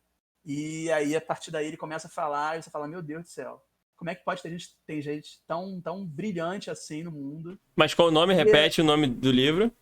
Apologia da História. Apologia da História, perfeito. Muito, muito bom. E é um clichê, tá? Se tiver algum historiador aí, vai falar, meu Deus, todo mundo recomenda. Mas fazer o quê? Isso é bom, quem tá vendo a gente aqui tem a galera que conhece e a galera que não conhece. Eu mesmo era esse tipo de cara, Gui. O meu interesse por história veio bem mais recente, justamente por ter alguma percepção muito pequena, perto de todo o seu conhecimento, com certeza, mas ter a percepção de que é importante a gente ver o passado, porque ele se repete, né? Eu demorei a ter essa percepção. Olha, isso, Rafa, daria um outro debate. Porque, olha... Eu vi, eu tava lavando a louça quando eu vi episódio 0 de vocês e você falou isso. E eu falei, cara, porque isso é muito polêmico. Eu entendo que a gente fale isso, mas é muito complicado. Por quê? A gente pode ter alguns problemas Me corrija, por favor. quando a gente fala que a história se repete, porque se a história... Vamos pensar, né? Quer dizer, é difícil dar exemplo atual, porque as pessoas podem ficar meio zangadas. Não tem problema, aqui não tem essa, não. Ficcional, um país onde tem um imbecil. Exato, que República ninguém das está Bananas, pensando. não tem nada a ver com a realidade. Nada a ver, a gente não passa por nada disso. Um país que tem a característica que você fala, nossa senhora, isso daqui já aconteceu. Quando você vai ver a coisa mais óbvia, em primeiro lugar, as pessoas não são mais as mesmas. Depois, a situação mudou, o contexto é outro. Então, por mais que a gente tenha essa vontade de olhar, né, para essa pessoa e dizer, olha aí a ditadura, ou olha aí o fascismo, quando a gente vai ver, analisando friamente, é bem diferente. Não, e até Então, Não, desculpa. Não, conclui, por favor. Não, só para a gente ter esse cuidado, né? Porque as coisas, por mais que... É aquela coisa, esse evento é muito, muito, muito parecido com o que aconteceu há 50 anos. Mas esse muito parecido nunca vai ser igual, porque as coisas mudam mesmo, né? E inclusive tem um outro debate, que eu também não vou entrar muito aqui, mas que as pessoas dizem, a história ensina. Quem nunca ouviu isso, né? Eu falei muito isso já. Só que também é um perigo, porque quando você diz a história ensina, você está dizendo aquilo que eu acabei de falar, que essa coisa que está acontecendo agora é igual a 50 anos, e não é. Então aí você vai, às vezes, tomar uma atitude que você julga, a história me ensinou a fazer isso. E, cara, já passou, não é mais isso. Bota na conta da história, né? Pois é. Então, eu penso particularmente... se vocês perguntarem para outro historiador, talvez tenha uma outra ideia. Mas eu penso particularmente que a história tem outras funções. Né? Tem uma função de despertar. Porque imagina, sem história, né? Você é cego, assim, você não sabe o que aconteceu, como você chegou até aqui. Mas eu particularmente, não gosto muito dessa coisa do... A história ensina a viver. Não, se cada um faz o que quiser, tudo bem, né? Mas eu me preocupo um pouco com isso. Só para dar um... Eu acho, e até complementando, eu acho que é o mal do ser humano que a gente tende a achar que a gente está sempre vivendo o pior momento da humanidade, né? Só que a gente é isso aqui, a gente é um grão de uma história da humanidade absurdamente grande e que se a gente para e olha friamente para trás, a gente fala, putz, meu irmão, a gente tá muito bem aqui. Tem 1000 problemas, ninguém tá falando que tá maravilhoso, ninguém tá falando que o mundo é perfeito. Mas se você olha para trás, a gente sabe que a gente está evoluindo. Se isso vai começar a cair e a gente vai parar de evoluir, né, e voltar, são outros 500, né? Isso a gente vai ver depois. Mas realmente eu acho que tem coisas que têm tons parecidos, mas realmente eu concordo, não são a mesma coisa. Mas, Jefinho, quer puxar o nosso outro recomendo aí pro Gui responder? Ele falou um livro. Fala um filme pra gente, Gui. O que você acha? Tem algum aí? Se não tiver fácil, então... Um filme, uma série? Sobre qualquer tema. Pode ser Fale. Um filme. Talvez depois alguém aí que esteja no chat possa nos ajudar. É até bom essa interação, né? Mas, se não me engano, se chama Negação. Se não me engano. Que é uma... Eu já vi umas 3, 4 vezes. Que é a história de alguém que se engajou na vida para negar o Holocausto. Professor de história, tá? E uma outra pessoa... Isso é baseado em fatos reais. Baseado num livro. E uma outra pessoa, uma mulher... teve que provar que o Holocausto de fato existiu. E os argumentos do cara são muito instigadores, porque desperta várias coisas. Primeiro, a importância das fontes, a importância da prova e, sobretudo, como diz, eu acho, o nome do filme, sobretudo, a importância de combater o negacionismo. E isso Isso existiu e precisamos conversar sem tabu sobre isso. É total hoje, né? Exatamente. É total hoje isso, né? Porque é isso, sem fonte, as pessoas negam as coisas, a ciência, negam a verdade, negam fatos. Aquela coisa, quando falam de a ditadura não existiu. Aí, primeiro, né, colocam como uma questão de opinião. Eu gosto de azul, você gosta de vermelho, a ditadura não existiu. Não é opinião, primeira coisa. Depois, aí você fala, claro que existiu, às vezes sem paciência, claro que existiu. Ah, me prova aí, você estava lá? Aí acaba, né? Aí não tem nem o que discutir. Realmente, enfim, então, mas é muito interessante. Depois, se quem puder ajudar aí, mas acho que é isso, é negação. Eu acho que porque a Noelle já até mandou ali, ó, filme. Se eu tô falando isso aqui, essa produção tá incrível. Só o computador que tá ruim, mas o resto tá voando. Mas quem puder assistir, assiste. Não tem nada de difícil, é muito tranquilo. A gente passa raiva, mas vale a pena. A gente tem que assistir. Muito bom. Eu queria comentar aqui que a Fernanda, a Nandinha abriu ali, comentou, a Fernanda estudou comigo na ENSE e ela também teve aula de história com a Denise Ramos. Então, olha que doideira, né? Olha como esse mundo é pequeno aqui. Então, a Denise impactou muitas pessoas, né? Então, só um fato curioso. Para finalizar, pra gente ir para nossas perguntas, que tem bastante pergunta aqui. Opa, pipocou aí? Deu um problema. Foi. Uma música pra galera ouvir agora, quando terminar aqui, dar aquela ouvidinha. Eu sei que você gosta pra caramba. Que música você recomendaria? Olha, eu vou recomendar duas, então, pode ser? À vontade. Uma tem um motivo especial. A primeira, que já que estamos falando de história, que as pessoas possam conhecer o Mestre Sala dos Mares, da Elis Regina, que fala sobre a revolta da Chibata, e é uma música que foi censurada pela ditadura, e eu gosto muito de dar para os alunos, é mega clichê, eu sempre faço isso, mas eu não vou parar, assim, eu gosto muito porque você pega a versão original e pega a versão censurada, que foi a conhecida da Elis, e comparar aquilo é muito legal, porque você fala, cara, que ditadura burra, que ditadura, sabe, estúpida. E a música censurada é maravilhosa também, então obrigado, ditadura, sabe? Criou, inclusive, a música é do Aldir Blanc, que morreu recentemente de Covid, né? Mas vale a pena, Mestre Sala dos Mares. E também, assim, não tem nada a ver com nada, mas daqui a pouco vai ter live da Bethânia no Globoplay, eu vou estar assistindo com certeza. Então, tô contando os minutos, então quem gostar, Globoplay, liberado para não assinantes. Aí, ó, né? Que tem dicas ainda, mas é um convidado, é muito especial. Afim, então, mais uma vez, Gui, muito obrigado. Vamos começar agora as perguntas, que esse chat aqui eu queria agradecer, eu tô emocionado de ver a galera participando, gostando do papo, já tem vários fãs aqui, Gui, isso é muito incrível. O Erenzinho, por exemplo, que é o nosso próximo convidado, inclusive, ele já tá falando ali, caramba, eu tô pensando aqui, até agora, sobre História Não Ensina, porque ele discordava a História Cobra. Mas ele tá pensando. Também. Cai da cadeira aqui, chefe. Aí ele tava. Agora ele tá assim, nossa, mas agora eu tô vendo esse pensamento diferente. Então, assim, é isso. Estamos botando as sementinhas aqui. O fato é que a gente quer fazer vocês pensarem. Às vezes não tem um certo e não tem um errado. O que a gente quer fazer é vocês pensarem. Bem, vou abrir aqui o Zap, então, pra gente começar as nossas. Mas vai daí. Vamos não, então puxa, então vamos lá. Só dá ali. Enquanto eu vou organizando aqui. Eu tenho uma pergunta aqui pro meu amigo Gui. Se ele não se incomodar para a gente voltar para aquele país ficcional, aquele país ficcional, Gui, do ponto de vista de um leigo, ele está com um presidente que, do ponto de vista de um leigo, pode estar flertando com algumas coisas que a gente já viu no passado. Esse leigo está muito perdido, Gui? O negócio é mais ou menos aquilo que você falou? Foi outro momento, a gente não pode falar que pode vir a ter uma ditadura, ou esse amigo ele tem motivo para estar um pouco preocupado nos próximos anos? Eu acho assim, eu acho que paralelo é sempre importante. Preocupação é bom, né? Não, quando eu digo história não ensina, isso não quer dizer que, então nada importa? Não, claro que não, pô, imagina.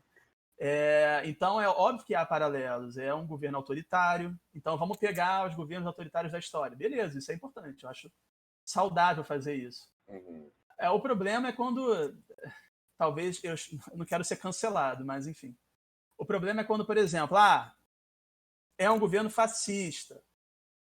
Temos que tomar cuidado, porque uma coisa é você falar isso na raiva ou na hora de um debate, sei lá, com um amigo. Sim. Eu devo ter falado isso já, com raiva. Mas quando você tá numa coisa assim, mais séria e tal, por que foi fascismo? Então, calma aí, tem pessoas que realmente, assim, morreram, sofreram muito e sabe, podem ficar muito chocadas, porque não é fascismo, há muita diferença. É burro demais para ser fascista, né? Pode ser também. É uma perspectiva interessante. Mas eu vejo paralelos, claro, com o autoritarismo. É um cara que, enfim, ama a ditadura militar, sempre falou isso.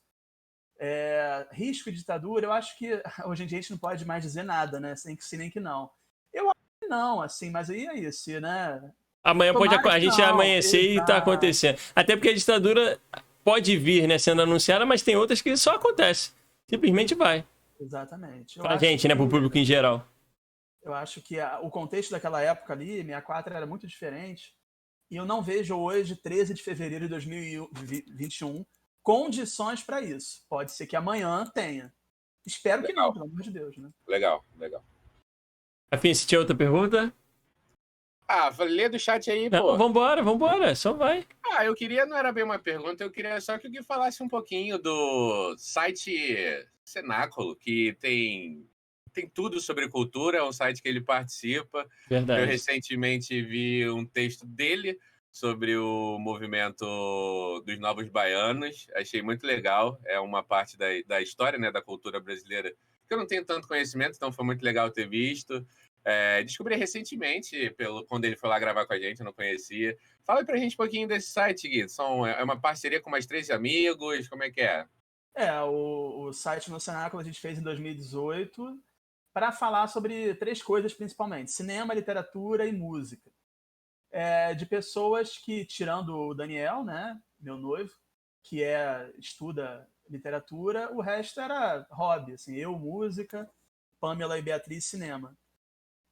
Mas não é porque é hobby que a gente faz qualquer coisa, né? A gente estuda bastante, a gente lê bastante para poder escrever algo sensato, bacana, né?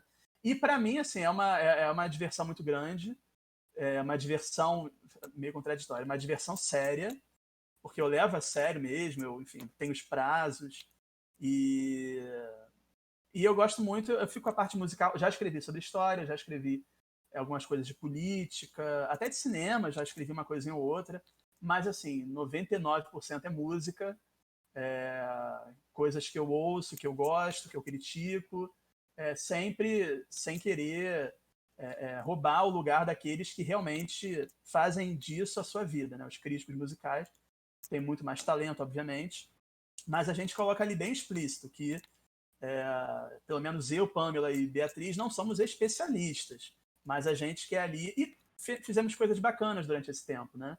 A gente publica sempre segunda, quarta e sexta, e segunda é sempre lista, que é muito divertido, a gente adora fazer as listas de divulgação de alguma coisa. E é isso, assim, é um trabalho bem prazeroso. Inclusive, um dos posts que você fez sobre as eleições aqui municipais do Rio de Janeiro, a gente te convidou para participar lá do Desvio Padrão, foi uma ótima participação. É um dos episódios mais, ouvidos até hoje, tá top 1 ali junto com o primeiro episódio. E eu super recomendo também o site, são maravilhosos, os 4 escrevem muito bem, temas diversos e para todos os gostos.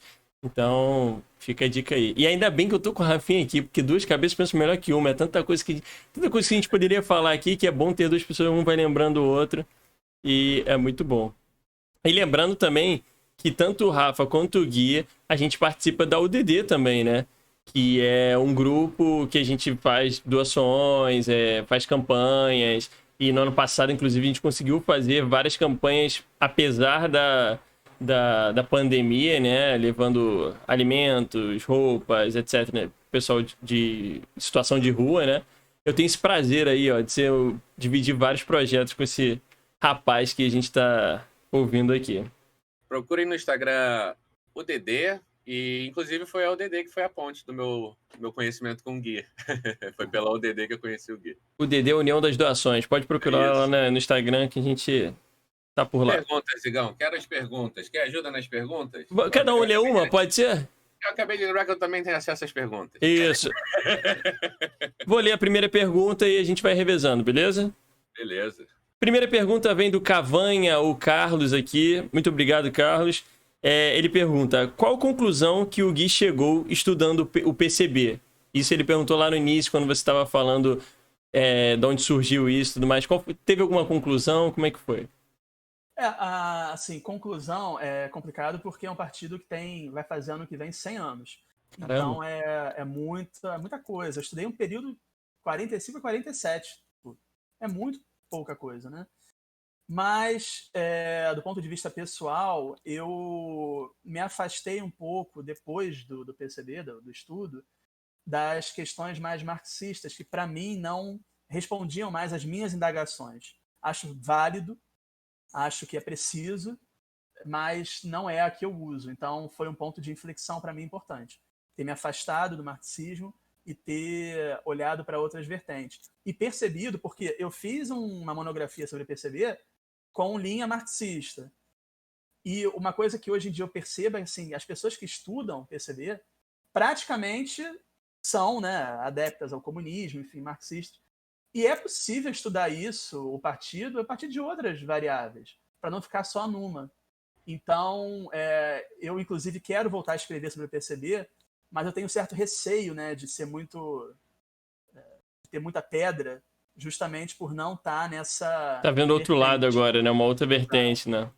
Exatamente. Essa é uma parte difícil, Gui, de estudar história, porque, por exemplo, você pode não ter nenhuma afinidade pela ideologia ali daquele partido que você está estudando, mas é o recorte que você está interessado em estudar e... Perfeito, Rafa. Perfeito. É uma pergunta, assim, que a gente precisa discutir, a gente historiador, assim, mais abertamente. Porque tem uma coisa agora de que você só pode estudar aquilo que você é ou aquilo que você gosta. Porra. Isso não é ciência, né? Pode fazer. Vamos criar as bolhas, né? Mas assim, vamos... Então, vou falar até uma coisa mais polêmica, né? Só mulher pode estudar movimento feminista. Só negro pode estudar movimento negro. Só gay pode estudar movimento LGBT. E isso perde muito, porque aí só gay vai ler esse negócio. Então, assim, vamos expandir um pouco mais, né? Só comunista pode estudar o PCB? Não, claro que não. Aliás, todo mundo pode estudar o PCB de maneira diferente, né? Não, e até, vamos lembrar, sei lá, sobre o nazismo. Então, só nazistas vão ler sobre nazistas? Porra. A gente não vai entender o que era aquele fenômeno maluco, entendeu? A gente não vai tentar entender. Então, eu concordo tudo. Vai, Rafinha, próxima pergunta aí. O Daniel mandou aqui. Gui, você sempre quis dar aula em escola pública ou foi uma oportunidade que surgiu?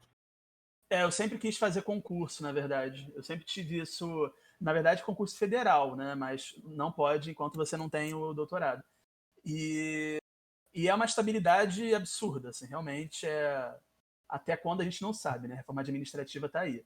Mas até aqui eu posso dizer que é uma tranquilidade, como eu falei para vocês. Eu vou terminar doutorado, eu tenho certeza que eu estaria muito mais ansioso se não tivesse a certeza de que tenho lá um emprego. Agora, a escola pública é um desafio porque a diferença é brutal para a escola particular. Sei que é clichê, mas você estando lá, você vê, assim, aquilo que para você é tão óbvio na sua realidade, você vê que aquelas crianças não é óbvio. Então, imagina, a gente não pode dar aula porque as crianças não têm acesso à internet. Pra gente isso é... Como assim? Padrão, não tem como né? não ter? Exato. Não, mas tem gente que não tem. E às vezes a preocupação da galera ali é comida, né? Ou são problemas dos pais em casa, sei lá. E, por exemplo, Maricá liberou, não sei se continua, mas tinha liberado as escolas particulares de voltarem. E públicas não, porque a prefeitura tem a noção de que é uma diferença muito grande. Isso é muito triste, né? Mas... Mandar um beijo para essa Daniela que fez pergunta sobre escola pública, que deve grande chance de ser a minha esposa. A sua esposa, eu ia falar isso. Que é professora pública também, está nessa jornada junto com o Gui na área pedagógica. Fala aí a próxima pergunta, Igão. Próxima pergunta é do nosso próximo convidado, Erenzinho Caio, querido, mandou. Gostaria da opinião do Gui sobre a percepção que ele tem das panelas existentes nas questões que envolvem processo seletivo de mestrado e doutorado. Ótima. Aqui tem polêmica. Não, ele tem toda a razão. É engraçado que eu gostaria da opinião dele, porque ele sabe que tem mesmo, né? Tem muita panela. Eu não sei como resolve isso, sabe? Porque você vai tirar as pessoas que estão lá? Não tem como, né? Então, tem muito assim, eu já ouvi, né? O professor, às vezes nem no concurso, mas, por exemplo, eu quero fazer mestrado. E aí o professor chega bate na mesa e diz, não, é o meu aluno que vai ter essa vaga, é o meu aluno que teve contato com ele antes. E aí, às vezes, a pessoa nem tem assim, muita qualidade, mas está lá porque ele é assistido por aquele professor que ninguém quer, né, brigar com ele. E isso eu, sinceramente, não sei como resolver. Eu acho que, assim, uma forma de tentar resolver isso, do ponto de vista pessoal, é tentar, no futuro, não fazer. Eu acho que já vai ser alguma coisa, né? Essa nova geração não fazer mais isso. Porque isso prejudica, obviamente, os alunos, a ciência, o conhecimento, tudo. E é claro que eu acho lamentável e existe, sim. Eu diria que tem até panela, até na graduação lá, o que eu vi de coisa pra... Eu dei um leve desejo de fazer aquele... Era um trabalho, eu não quis nem gravar um nome, durante a graduação e tudo mais, e aí você vê que os professores tinham suas prioridades com seus alunos preferidos e tudo mais, e aí tirou totalmente o prazer de você querer fazer um trabalho lá durante a faculdade, uma coisa diferente. Enfim, coisas, né? O que acontece? Rafinha, próxima pergunta. Faz parte. Guizão, próxima pergunta é do nosso amigo Vini. Podemos dizer que vivemos em um fascismo brasileiro? Boa sorte, Guilherme, com você. É difícil agradar gregos e troianos. Não, acho que não. É o Vini, o nosso Vini, né? É o Vini que... Exato. Não acho, assim. É muito diferente, sabe? É muito diferente. Não estou, pelo amor de Deus, passando pano para esse governo que detesto. Mas é muito diferente. São características muito particulares daquele momento. E você tem ali o fascismo, toda a sociedade militarizada, toda a sociedade querendo vingar a Alemanha ou a Itália, enfim. Um partido, enfim, tudo uma diferença, sabe? Até mesmo popularidade, né? O Bolsonaro tem uma popularidade ali 30%, mas o Hitler, por exemplo, é uma coisa absurda. Então, é diferente. Graças a Deus é muito diferente, né? Ainda bem. Então, não acho, não. Show. E a Noé até lembrou ali, ó, iniciação científica. Era esse o nome do projeto que eu queria falar na graduação que me fugiu a cabeça. Noé, ele tá ligado. Noé, ele tá... Cara, Noé é incrível. Vamos para a próxima pergunta, que é de quem? Da Noelle. A No mandou. Qual a importância da existência dos partidos políticos? Total. O partido político, ele é o grande sustentáculo da democracia. Não tem como ter uma democracia sólida sem partido político, porque eles representam os interesses da sociedade. Ah, mas não representam os meus. Ok, aí temos que mudar alguma coisa ali dentro. Mas não é tirar o partido. Se você tira partido, você tem ditadura. Então, as ditaduras odeiam os partidos políticos. Então, por isso que é importante ter partido. O próprio governo atual, né, eles tentaram isolar e olha no que deu. Tiveram que recorrer aos piores partidos políticos, porque não tem como. A gente precisa mudar, eu acho que tem muito partido. Concordo com isso tudo que as pessoas dizem. Mas, enquanto instrumento de representação dos nossos interesses, não vejo outra solução hoje em dia que não os partidos. E a quantidade, o fato de serem muitos hoje, Gui, que o fato pode surgir partido à torta e à direita e a gente já tem pra caramba, isso acaba atrapalhando um pouco, é só uma percepção de fora? Atrapalha totalmente, porque aumenta, né, vamos dizer assim, a tentativa de barganha política, aumenta aquela coisa de você dividir ministérios com os partidos. E assim, aquilo que os analistas falam, eu acho que a gente deve ter o quê? 31 agora. Sei lá, 31, 32. A gente tem 32 ideologias? Claro que não. Então, assim, vamos... Mas aí eu vou questionar aqui para cutucar, né? Vou fazer o advogado do diabo. Ok, eu também concordo que, de repente não tem necessidade de ter tantos partidos. Mas será que o problema são a quantidade dos partidos ou como a política é feita? Tipo, como a regra do jogo é feita? Porque, de repente, se a regra do jogo fosse outra, mas com 32 partidos, a quantidade não influenciaria no que acontece. Minha visão, não sei se estou correto. E só complementando a pergunta também, porque eu sei que os dois partidos, os principais partidos maiores, eles lutam para essa diminuição, né? Enxugar. Mas também isso não é valorizar ou dar todo o poder para esses grandes partidos que já estão aí há muito tempo? Eu entendo. Eu acho, por exemplo, quando a gente pensa em outras democracias, para poder comparar, né? Nenhuma democracia sólida tem muitos partidos. Então, eu realmente não vejo algum caso de sucesso de um país com 30 partidos e ter instituições boas funcionando. Então, eu acho muito exagerado. Agora, claro que tem que mudar um pouco as regras da coisa, né? Porque justamente para permitir que não haja distorções. Então, esses 2 ou 3 partidos queiram fazer o que bem entenderem, porque agora eles são os reis do parlamento. Temos que também tomar cuidado com isso. Eu não sei se tem um número ideal, mas eu sei que, como você falou, 2 não é ideal, mas 32 também não é. Então, eu acho que é preciso ter uma barreira mesmo para tentar... E a gente sabe que, por exemplo, existem partidos de esquerda que são muito parecidos. Tem uma coisinha ou outra diferente. Partidos de direita que são muito parecidos. E aí vai um pouco até de orgulho, às vezes, né? A vaidade total. Vaidade bem grande. Mas vamos para a próxima pergunta, Rafinha. Nossa próxima pergunta aqui, Gui, é do seu xará, o Guilherme, o Racha. Um abraço aí para o Gui que está nos acompanhando. Ele pergunta, Gui, quais fontes que você utiliza para se antenar sobre os assuntos? Assuntos deve estar se referindo... Política, provavelmente. Políticos, assuntos daquele país fictício lá que a gente estava falando. Eu vejo muitas redes sociais sempre com a preocupação de checar, que hoje virou uma coisa impressionante, né? As fake news.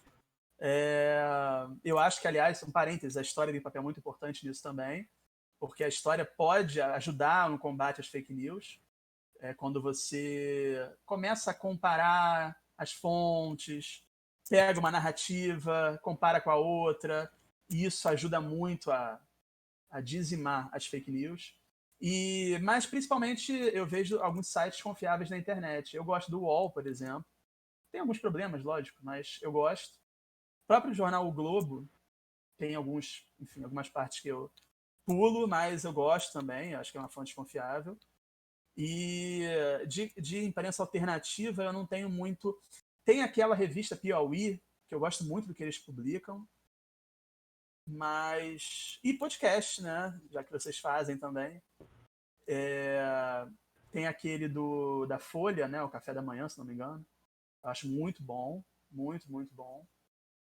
E é isso, basicamente. Perfeito. O Gui continuou aqui fazendo a pergunta sobre...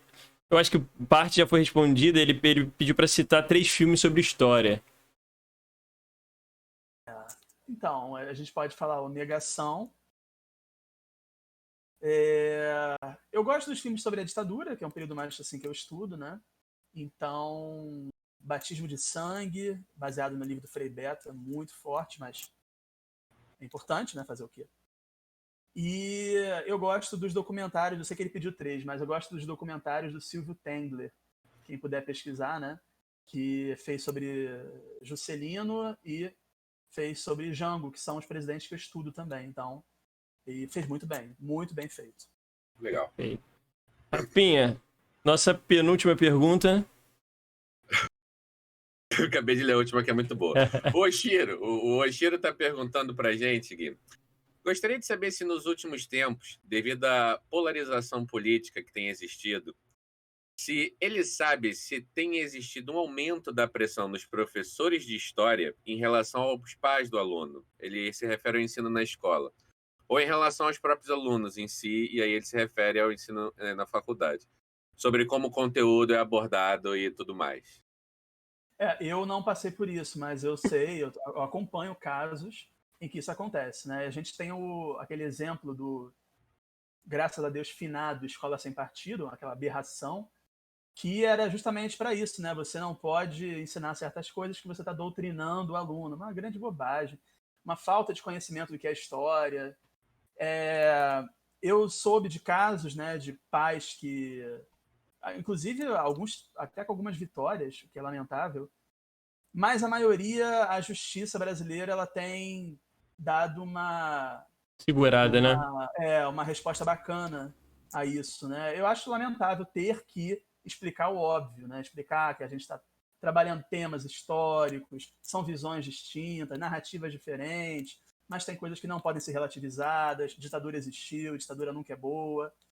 Mas a gente tem que ficar repetindo o óbvio. Tem uma palestra que eu assisti da professora da presidente da Associação Nacional de História, que ela falou uma coisa, acho que foi em dezembro ou novembro, não sei, que ela ficou repetindo uma frase o tempo inteiro.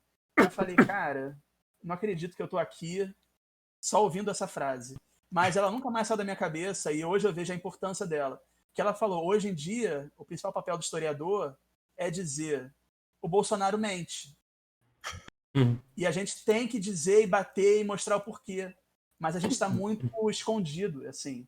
A gente tem um papel e dizer para as pessoas, para familiares, para amigos, o presidente mente. Não tenha medo de...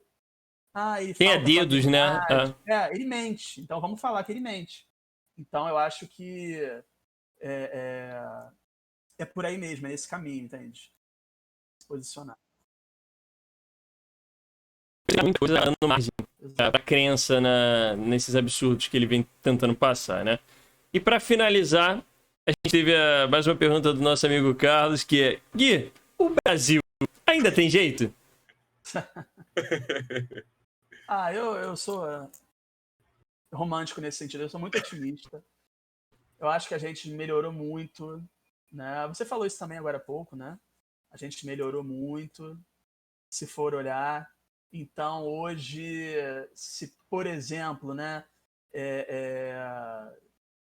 as ameaças institucionais, mal ou bem, elas são combatidas. Nós temos uma imprensa ativa, que, aliás, um papel maravilhoso. Aliás, já que vocês pediram recomendação, Globoplay, filme Cercados. É chocante assim, mostrar o que a imprensa sofreu nas mãos dessa presidência, mas então é um papel muito ativo. O STF, com todos os problemas, a gente podia falar que só problema, mas querendo ou não, também deu algumas respostas, né? Alguns bastas. Então eu acho que tem jeito sim. Eu acho que isso, querendo ser mais otimista ainda, eu acho que isso foi importante, porque a gente deixou que esse discurso crescesse, agora ele se materializou. Então, algumas pessoas acordaram, outras eu sei que ainda não. E daqui a algum tempo, eu acho que a gente vai colocar isso numa espécie de moral da vergonha, quando formos explicar para os nossos filhos, né? Mas, apesar disso, eu acho que tem jeito, as coisas estão melhores e temos que participar da vida política, temos que votar certo. E só uma observação, né? Vamos pegar aí a eleição do ano passado. Quantidade de pessoas diferentes, vamos dizer assim, que entraram, diferente do padrão. Quantas mulheres, quantas travestis. Então, quantas derrotas o Bolsonaro teve, né? Muitas derrotas. Teve mais derrotas que vitória no final, né? Exatamente. Então, acho que a gente tem jeito sim, com certeza. Maravilhosa. Eu queria finalizar, agradecer você, primeiramente, o Gui, por ter se disponibilizado o tempo com a gente, ter aceitado esse primeiro papo com a gente, o nosso primeiro convidado especialíssimo, ter tido paciência para aguentar, né, os problemas técnicos que a gente teve aqui. E veio até mais uma última pergunta ali, hein? Deixa eu ver aqui se eu tô... Se eu não... O Gui... vou fazer aqui, hein? Aproveitar que é o nosso convidado, ele tem essa garantia aí. O Caio, o Erenzinho, ele perguntou: pegando o gancho nesses bastas que o Gui tá falando a respeito do STF, que foi uma instituição bastante atacada, gostaria de saber da percepção dele sobre o impacto sobre as notas de repúdio que várias instituições fizeram e se ele acha que as notas poderiam ser substituídas por ações mais energéticas. Quem fez essa pergunta? O Erenzinho, cara. Eu peço para ele entrar no meu Twitter, que eu falo isso o tempo todo. Né? As notas de repúdio, né? Eu não aguentava mais. Quer dizer, a pessoa tem vários pedidos concretos de impeachment. O Bolsonaro já deu mais do que provas de que, enfim, cometeu crimes atrás de crimes. Teve uma presidente que saiu há pouco tempo que, enfim, nem se compara, né? Até aqueles que discutem... Você gosta ou não dela, né? Se foi ou não crime. Então, assim, para você ver como aquele processo foi confuso, no mínimo. E hoje em dia a gente tem um presidente que tem crime para vender, assim, você escolhe o crime que ele cometeu, e aí você vai com nota de repúdio, aí no final ele diz que, não, o Rodrigo Maia que foi traído. Assim, dá vontade de rir, né? Então, quer dizer, não fez nada nesse sentido. Claro, acho que ele fez algumas coisas muito importantes, mas assim, em relação ao que era a competência dele, né? Então, nota de repúdio não faz o Brasil avançar. Então, é claro que já há muitos motivos para impeachment, e eu também protestei muito contra isso. Manu já botou seu Twitter ali, inclusive todas as redes sociais do Gui vão estar no vídeo que vai subir para o YouTube, juntamente do site do No Cenáculo, enfim, todas as informações dos livros, onde conseguir e tudo mais. Mas complementando então o que eu estava falando, Gui, só queria agradecer. Se o Rafinha também pode falar, antes da gente passar a nossa palavra para o nosso convidado aí. Só agradecer mais uma vez o meu companheiro de mesa, Igor, agradecer ao nosso primeiro convidado, achei prazerosa demais a conversa, mais uma vez, e agradecer a todo mundo que esperou, que teve a paciência, que está aqui com a gente até o final, que mandou pergunta, que interagiu, ou que está ouvindo a gente agora no Spotify, está vendo a gente no YouTube. Um beijão para todos vocês, isso aqui acontece muito por conta de vocês também. Gui, com você. Então, agradecer mais uma vez a oportunidade de ter começado, né, o videocast de vocês, e eu espero que vocês tenham sucesso aí nessa empreitada. Vou acompanhar com certeza, vou comentar, vou curtir, e é sempre bom aprender, e recomendar para as pessoas que ouçam Desvio Padrão, que leiam no Cenáculo e sejam felizes.